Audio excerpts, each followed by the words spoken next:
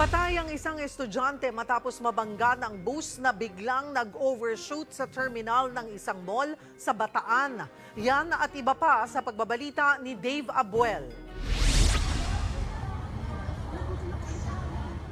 Nabulabog ang mga naghihintay sa isang mall sa Balanga, Bataan matapos bumulusok papasok ng mall ang isang bus mag-aalas 7 kagabi. Tinumbok ng bus ang waiting area sa loob ng mall, kaya nabuwal ang isang pader at nadaganan ang isang estudyante. Dead on arrival sa ospital si Jen Orviel Titulo, 20 anyos na nag-aantay noon ng masasakyan pauwi ng Mariveles. Sugatan naman ang dispatcher na nasa loob ng bus nang mangyari ang insidente. Hawak na ng Balanga City Police Station ang tsuper ng bus. Nang ininformahan siya ng dispatcher na turn niya na para magsakay ng pasahero, and inignite niya na yung makina ng sasakyan niya, and from that instant bigla pong umarangkada na yung bus. So hindi niya rin po malamang dahilan.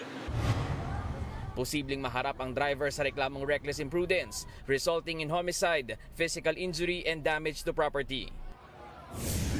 Sandamakmak na hinihinalang pekeng government IDs. Yan ang nakumpiska sa sunod-sunod na raid sa mga iligal na aktibidad ng mga pogo sa bansa.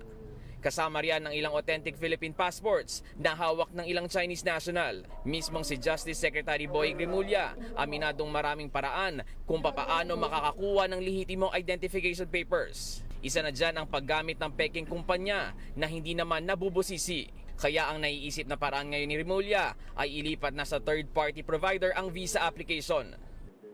Sapagkat marami ho na kaming nakitang paraan na illegal na ginagamit na ng mga abogado at ng mga travel agency upang magpasok ng mga tao rito. At ito ay ating pinag-iingatan sapagkat ang karabihan ng mga nakikinabang sa ganitong pagkilos ay mga nanggagaling ng China.